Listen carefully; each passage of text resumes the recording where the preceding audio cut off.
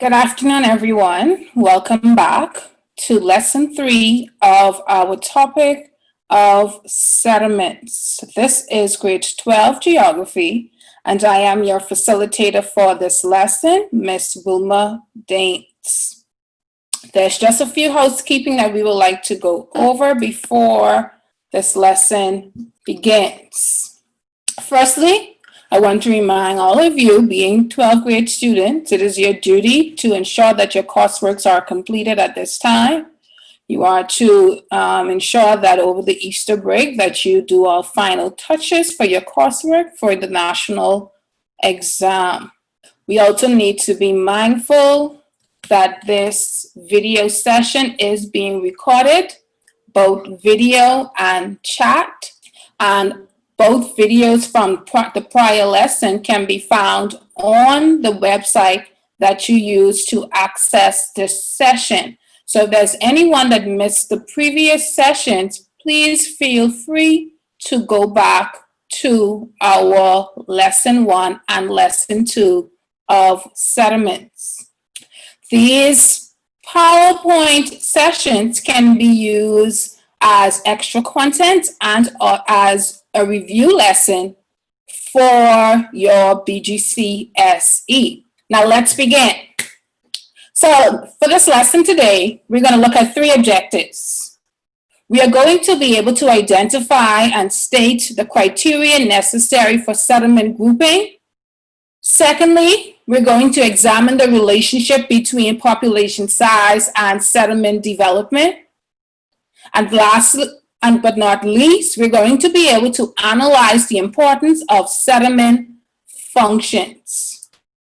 Okay, so just to recap from lesson 1 and lesson 2, let's quickly go over these 6 terms. For those of you who are new to this lesson, we can use our question and answer tab to ask any questions. Okay, please feel free. No worries. Just myself and the panelists will be able to see the questions that you ask. You can also feel free to answer my questions as well using the chat tab. So let's begin. So this week we've been looking at settlements. So using the term in column B, we are going to match them with the terms in column A. So we're going to go through them one by one, and you're going to give me the letter that suit the term in column A. So let's begin. Please feel free to send your answers to the chat. So column A, the first one is settlement. Which response in column B do we think match the word settlement? Does anybody know? What would be the definition for settlement? You can use your chat. Okay, I see someone in the question and answer. Liz says B. Anyone else? Okay, Liz, you're my first respondent. Okay, Marsha responded as well. Okay, so yeah, so B is correct. Liz, Chardonnay, and Marsha. Good job. Okay, so what is a settlement? A settlement is definitely a place where people live, as we have established throughout our first lesson on this topic. Let's go to number 2. The word is function. Which definition in column B would be the correct answer for number 2? Okay, Liz, I see you. Anyone else?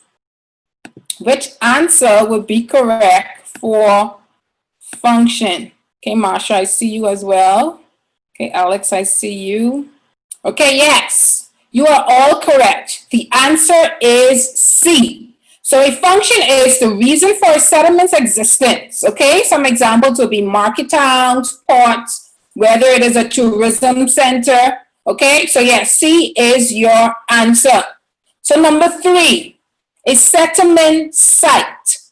Which meaning in column B would suit settlement site.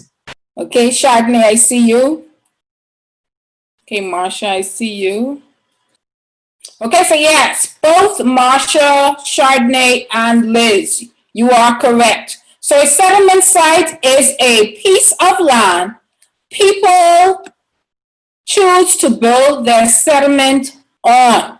A piece of land people choose to build their settlement on. Let's go to number 4. A settlement hierarchy. Which response in column B would be the correct answer for a settlement hierarchy? Liz? Liz is on the roll. Okay, Liz, I see you. Chardonnay, I see you. Marsha, I see you. Marsha, Chardonnay, and Liz, you are all correct. A settlement hierarchy, the answer is D. The order of settlements from high to low, population and services. Good job, everyone. Let's continue. Number 5, service. Which response in column B would be the correct answer for number 5? Some persons have some quick fingers. Alex says F. Okay. Marsha, I see you. Okay, Liz and Chardonnay, I see you guys as well. Yes, the answer is F. Okay, last but not least, number 6, population. There's just one more answer left. So, of course, population would definitely be, okay, Alex, good job. Kosia, I see you. Okay, Marsha, I see you. Liz, Chardonnay. Okay, good job, guys. Yeah, so the answer for population is definitely the number of people living in a settlement. Good job, everyone. So this slide here is just to give you an idea as to some of the terms that we have discussed over our previous lesson, lesson 1 and lesson 2. So the role of this lesson today is going to be to recap or review what we have previously discussed in part 1 and part 2 of this series. So we have discussed many different terms. There's a whole lot of information that was shared over the last 2 days. So even if you have missed the previous lesson, tune in today and we will continue to review what was taught on the previous days. Okay. So we already established what a settlement is. And a settlement is a place where people live. Settlements can either be very small, meaning that it can be one building, one structure located in an area. Settlements can even be very large, okay? Whether it is a conurbation, whether it is a city, whether it is a capital city, settlement sizes will vary. Another key thing we need to remember as it relates to settlement is that settlement can be both temporary and settlements can also be permanent. We all know what temporary means, meaning that these structures are not going to be there forever. These persons are possibly moving. Okay, anyone familiar with the word nomads? Okay, nomads were a group of persons who actually moved. Okay, they didn't stay anywhere too long. They hunted the animals that they followed. So we have our temporary settlements. And when you think about temporary settlements, I also want you to think about refugees, okay? Persons who may be escaping their country. And you're going to see that term when we continue on in a topic such as migration. Refugees is one of those terms that you will come across. So just take a brief minute. You can quickly scan to see what a temporary settlement actually look like.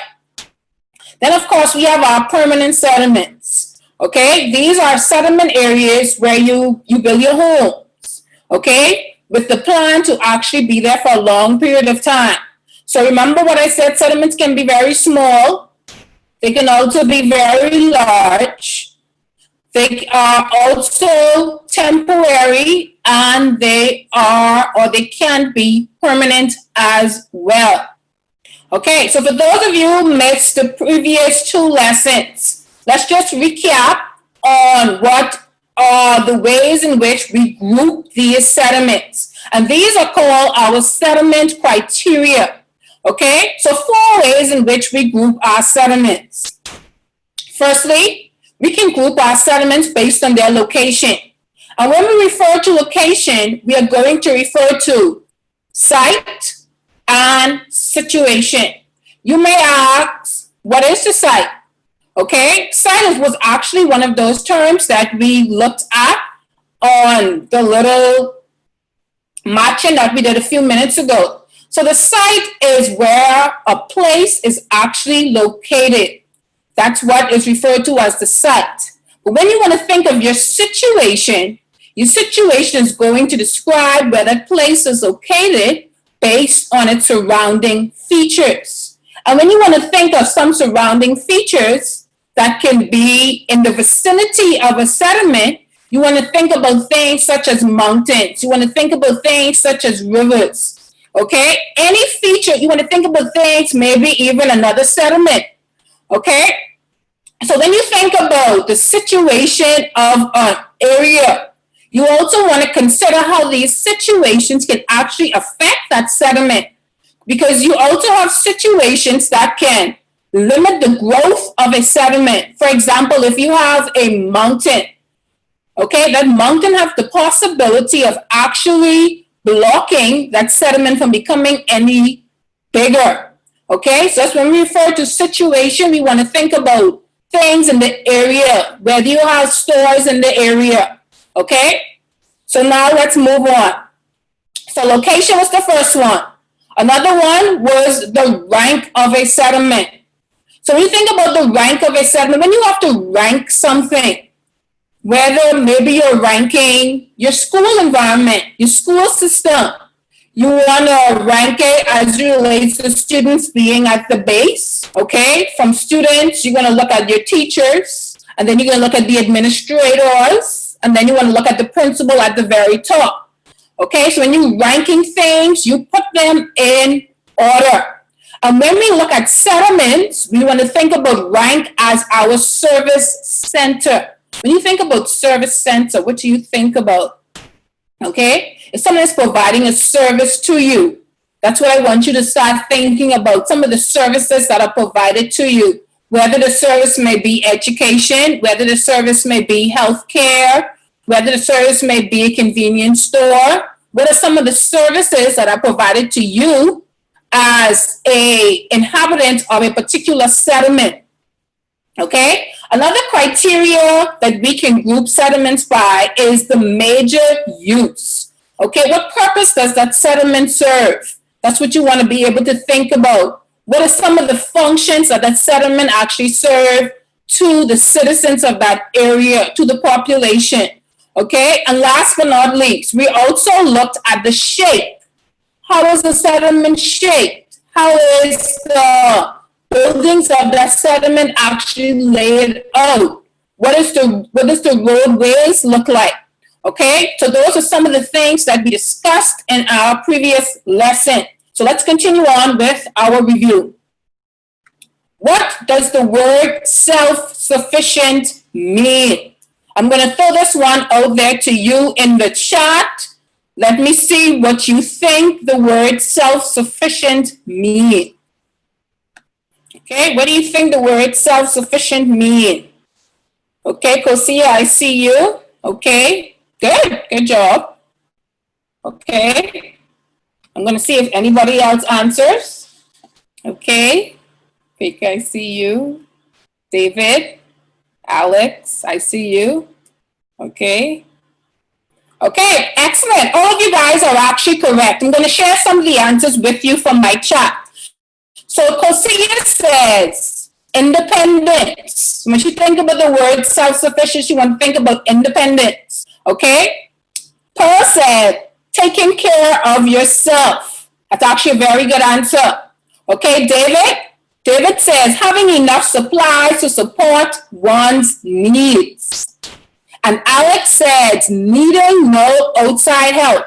And you all are so correct. So when you think about a self-sufficient settlement, you're going to be referring to those settlements that make sure that they have the services provided to their inhabitants that is actually able to supply them without having to depend on any other settlement. So yes, that's what the word self-sufficient means. Okay? So this is one of the things that we touched on when we looked at lesson 1. So when you go back to the recordings, for those of you who wasn't here on Tuesday, please feel free to log back in to see the previous recordings. So when we looked at lesson 1, we talked about an ideal settlement. And when you talk about an ideal settlement, these are some of the characteristics that were incorporated when settlements were developed. And this happens a lot during, I want to say, about 50 to 100 years ago. These were more important to persons during that time. And I'm going to tell you why. So now I want you to discuss with me some of the characteristics. Many of them are physical. So some of the physical characteristics that you will consider to be ideal for a settlement. So please share with me in the chat some of those characteristics that you deem ideal for a settlement. So when you think about a settlement, what are some of the things that you think will be incorporated into a settlement? Okay, I see some answers in my chat. Let's see what some of the responses are. Okay. David, I see you. Kosi, I see you. Okay. What I want you to also think about, these were settlements, let's say, our 1900s. What are some of the things that you think would have been important to them when they were actually placing a settlement in a given area? Okay? What are some of the things you think would have been important to them when they were actually developing a settlement? Okay, Alex, I see you. Okay, Masha. Good job, Masha. Okay? So we're going to go over a few of these things that we consider to be ideal. And remember, I also told you these were more important to persons of yesteryear, I want to call it, because now that we are more advanced, a lot of these things aren't really necessary. So we're going to look at a few of those characteristics or physical components that an ideal settlement actually needed. Okay, so let's look at this slide. So some of the things when you were considering placing a settlement in a given area, some of the things that you want to be mindful of. Okay, so you definitely needed fertile soil. Okay, I saw someone in the chat said fertile soil, so good job to you. Okay, why was fertile soil important during these times? Okay, because of course you need crops. This is the livelihood of many of your inhabitants. Farming was their livelihood. Okay, being able to be self-sufficient, being able to feed themselves. So having fertile soil was very important to them. Okay, fuel coming from firewood. This was also important because when you think about it, maybe the area was cold, you need fuel to burn for the fire. Okay, you use fuel also for cooking. Okay, fuel eventually could also, the firewood could also be used to generate electricity. Okay, another thing we see here on this slide that could have been important to these settlements were definitely fresh water. Okay, and this water body could serve two purposes. Okay, one being transportation. Okay, the water could also have been used for drinking as well, watering crops, using it for your animals. Okay, so remember in yesteryear, transportation had yet to have been developed. Okay, so they used the riverway to actually transport their goods, their materials to the market area. Another thing was elevation on the hillside. We see at the top, we see defense. So defense was very important. So you ensured where your settlement was located, you were able to see all surrounding areas. So they would typically choose high elevation just to make sure that they continue to be protected and they can see invaders coming onto them. Another thing that was also important to them was flat land. Okay, flat land was tied in with farming. So flat land, of course, is important as relates to farming. I don't know if any one of you was here for lesson 1. We talked about how flat land is actually able to hold water, to water the crops, whereas if you're farming on a hillside, there are different techniques that have to be incorporated, such as terracing, where you actually cut into the hillside to assist you with watering plants. Okay? So we have flat land, we have fertile soil, we have fresh water, we have defense. So these are some of the things, and we have fuel wood. These are some of the things that were incorporated into what we would consider an ideal settlement.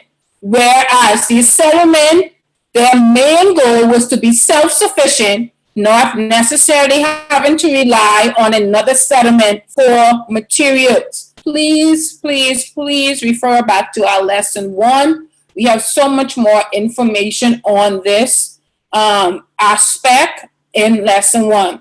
Lesson 1, we also talk about some of the things that weren't necessary, or some of the things they tried to avoid. They tried to avoid areas that flood a lot. Okay, and we can see some of these same areas right here around us in the Bahamas. They also try to avoid marshy areas, okay, swampland, okay. So let's continue. Another activity that we're going to use today to assist us in identifying our 2 settlement types. So the 2 main types of settlement is either rural or urban. So our rural settlements, as we have discussed, these are the settlements that are considered to be countryside. These are our farmland areas, okay? And our urban areas will be those that are your towns and your cities. So your urban areas are definitely more developed than your rural areas. So this whole activity, what we're going to do, we're going to group the settlement types, okay? So we have settlement types such as small towns, large towns, villages, hamlets, cities, and capital. We're going to put them into the correct settlement that they actually are. So are they rural settlements? Are they urban settlements? So feel free to state in the chat where each will go. So I'm going to start with our hamlets. So where will our hamlets go? Okay, I see my chat is lit up already. Okay, David and Marsha, you are so correct. Yeah, so our hamlet will definitely go in our rural area. Okay, so let's do another one. So we're going to put our hamlet in there. Let's do another one. So our city, where would city go? Okay, David, Marsha, Summer, Kosia. Okay, yes, guys, good job. So city will go in our urban area. Okay, what about our large towns? Our large towns. Where would our large town go? Okay, Liz, I saw you. Alex, no. Try again. Okay, Kosia, Summer, David. Okay, Liz, I saw you. Okay, so our large town is going to go. Our large town is going to go in our urban area. So what about our villages? Where would our villages go? Okay, Marsha, I see you. Kosia, I see you. Alex, I see you. David, I see you. Summer, good job, guys. Okay, so village would definitely go in our rural area. So we have 2 more to go. Small town. Where would small town go? Which settlement type is a small town? Okay, Summer, good job. Kosia, good job. Kellen, good job. Marsha, David. Okay, excellent, guys. So small town, remember, we already have our large town and our urban areas. So our small town is definitely going to go in our rural. And last but not least, our capital cities. Where would our capital cities go? Okay, Summer, good job. Alex, good job. Kosia, good job. David and Marsha, I see you as well. So yes, so capital city is definitely going to go in our urban. Okay, so when we look at settlement types, your rural and your urban areas, you're going to look at how your rural areas are much smaller. Remember, we talked about size in the beginning as relates to criteria in which these settlements are actually going to be grouped. So when you think about your rural settlements, these settlements are much more small. These are your countryside areas. You have very few services in these areas. Okay, when you think about your urban areas, these are your much larger city areas. Okay, so these areas are actually more industrialized, more developed. Okay, good job, guys. Give yourself a pat on the back. Okay, so another thing we were able to discuss in our first lesson was that we were able to actually compare a rural to an urban settlement.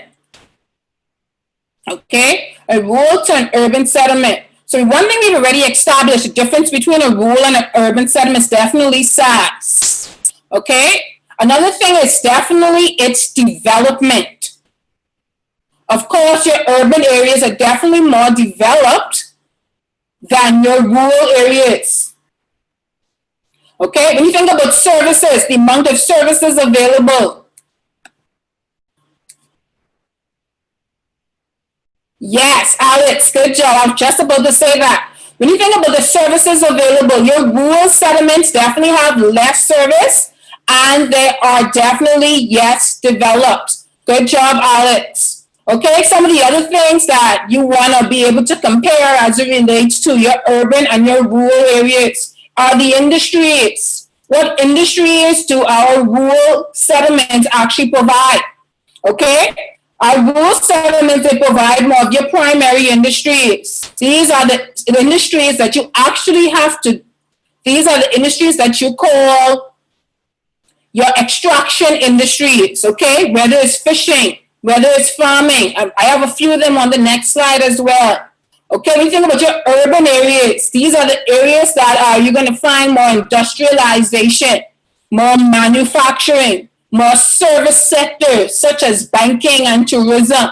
Okay, so your industries are more advanced in your urban areas.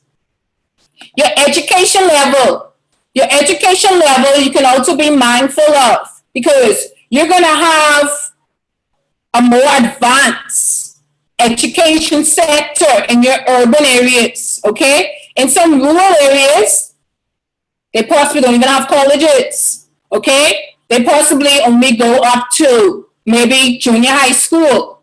Whereas in your urban areas, persons are able to be more educated because they actually have the accessibility to things such as universities and colleges. So just to name a few, those are some of the ways in which you are actually able to compare a rural to an urban settlement.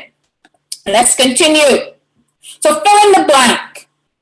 The term blank refers to the arrangement of settlements within a given area in an order of importance. Good job, Liz. Okay, so Liz is the one that got the answer.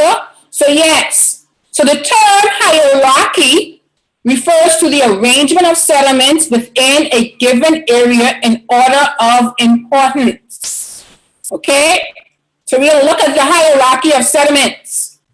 So when you think about the hierarchy of settlements, you want to talk about the order of importance. And there are three methods used to determine the order of importance in the hierarchy. And these were based upon one, population size. So this is what you call a hierarchy, where you actually are able to rank the settlement. Remember, one of our criteria was to rank. And that was one of the ways in which these settlements have actually been grouped. Okay, so when you look at this hierarchy, the purpose of this hierarchy is to actually compare sizes of the different settlements. So this hierarchy starts from your smallest settlement to your large settlement. And just to recap, you're able to see where it starts at the base. You possibly only have one family. Okay, those are your numerous isolated buildings or farms. Remember I said settlements can be as small as one house in a given area. Okay, then you want to move up to your hamlets, where you have about 5 or 6 buildings and a family. You have your villages, about 700 persons in that given area. Your small town could be up to about 20,000 persons, and it continues to increase as we go up the hierarchical structure. When you are able to actually analyze the population size of a settlement, these areas are going to also be split into our 2 settlement types. Are they rural settlements or are they urban settlements? Okay, so you see where we have our 2 towns. You have your small town. This is where you have a lot of that primary industry marketing taking place, where you're farming, where you're fishing, and you're selling these products to your inhabitants. And then with your large town, where you see is in your urban areas, these are more industrialized areas. Okay, these are your service towns, where you have tourism taking place, where you have manufacturing taking place. So when you think about your order of importance, one of the things you're going to consider is population size. Okay? Next, we're going to look at your range and number of services. Remember, the smaller the settlement, the few services that particular settlement is actually going to provide. Okay? The smaller the settlement, the few services that settlement is actually going to provide. So starting from the top where the hamlet is going down, you're going to start from your smallest settlement to your largest settlement. So you can actually see some of the services that are actually provided within these different settlements. Hamlets, maybe none. Your village is going to have maybe a church, a public house, a post office, okay, small shops, maybe a junior school, okay, and then your towns, of course, are going to have more services provided than your villages, okay. Let's go to a very, very quick activity. A very quick activity, okay. So this website is one I found to be very vital, looking at some of the different parts of the settlement topic. Okay, you can use it as well. It's called 3D geography. You just go in there and Google it. So in the chat box, let's look at junior school. Is it found, which one of these settlements do you think a junior school is found in? Which one of these settlements you think a junior school is found in? Okay, Darius and Marsha, I see you. Okay, so it is found in either a town or a city. Either a town or a city. Let's do one more. Let's do a supermarket.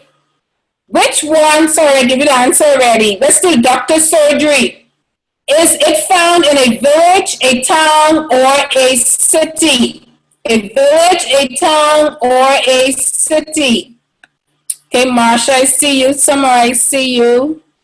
Kosia, I see you. Jade, I see you. David. Okay, good job, guys.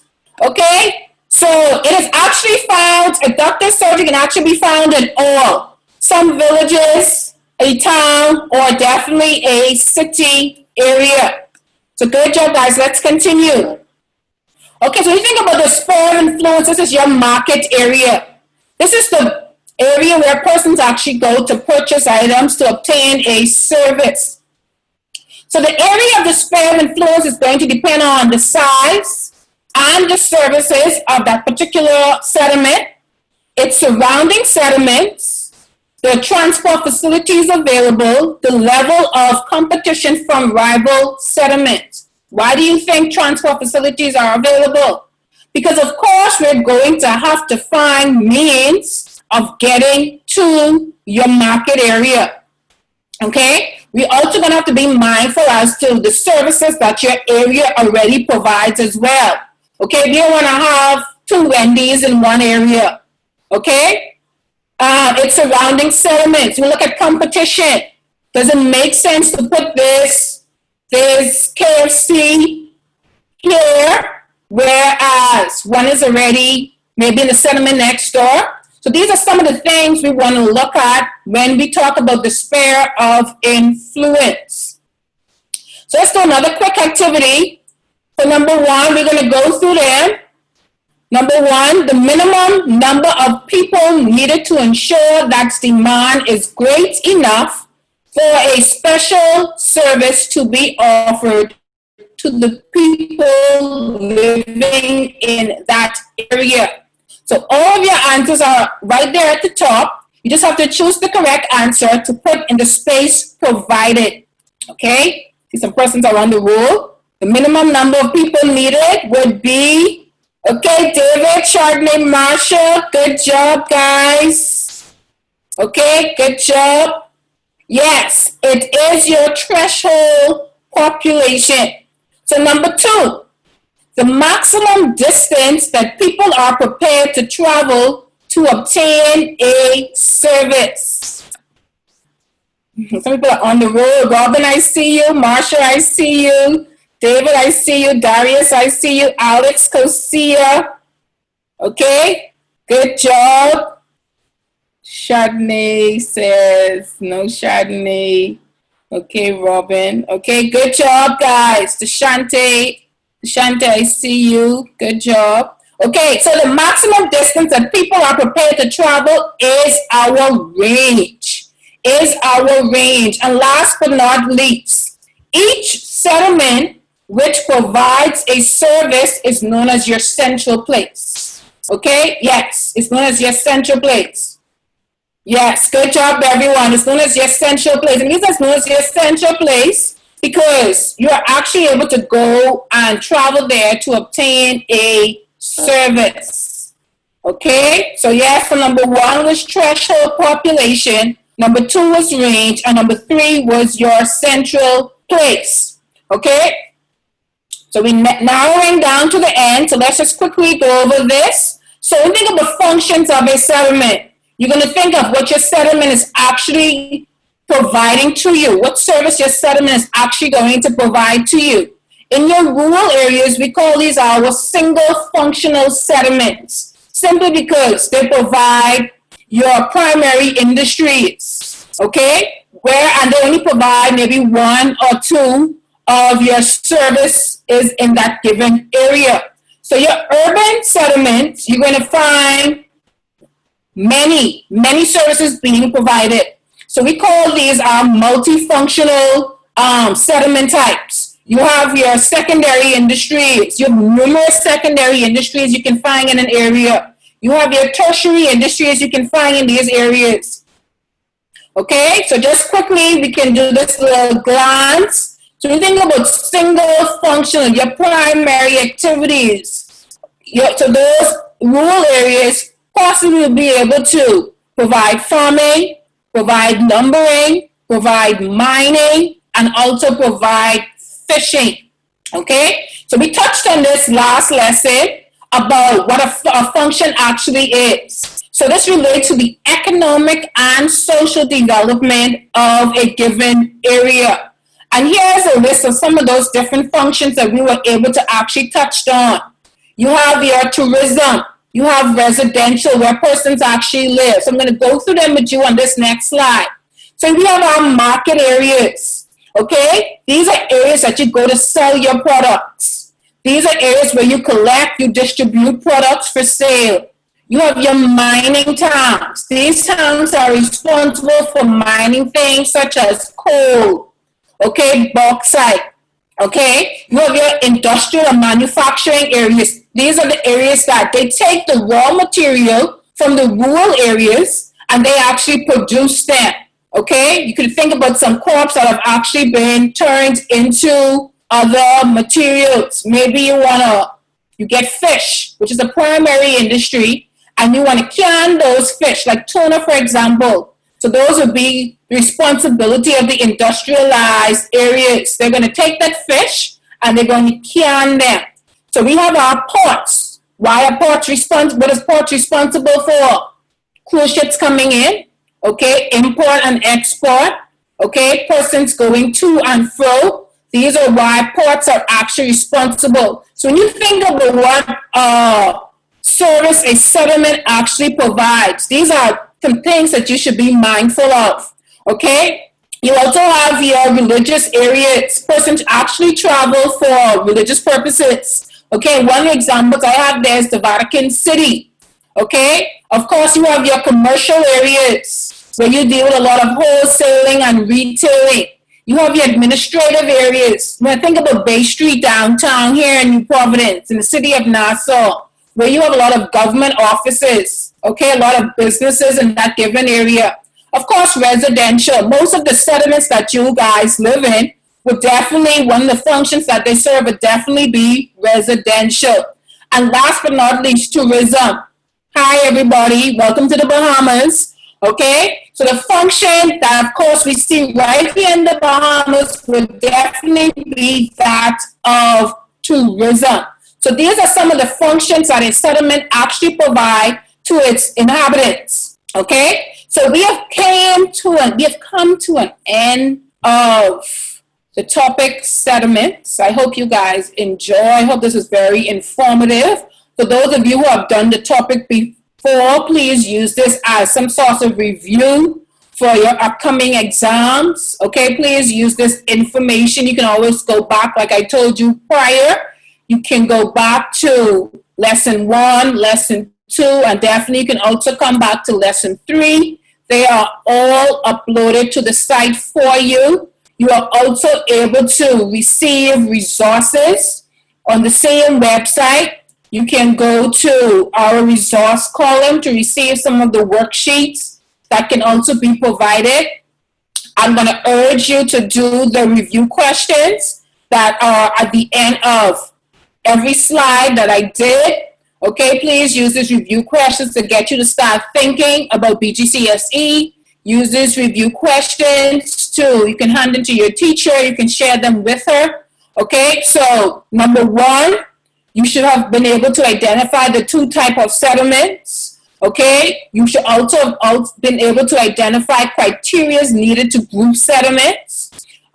State 2 characteristics of an ideal settlement and explain why each may be important to that settlement. Number 4, examine the effect of population size in relation to the availability of services offered. Number 5, compare a rural and urban settlement by identifying 2 differences. Number 6, provide 3 settlements found in the Bahamas and examine a function each settlement may provide. You are only allowed to use one function one time. Okay? Tourism isn't the only function the Bahamas serve, so be mindful of that. And number 7, last but not least, you're going to give examples of 2 settlement patterns that are only found in urban areas. It was definitely a pleasure having all of you. It's definitely a pleasure having all of you with me today. Yes, Alex, you can have my email address. Okay, feel free to reach out to me if needed. My email address is wcdames@hotmail.com. So Alex, that's my email address if you want to reach out to me. So like I stated, it was definitely a pleasure having everyone here today. I hope you guys enjoy. So it's a pleasure assisting everyone today. Thank you so much for coming.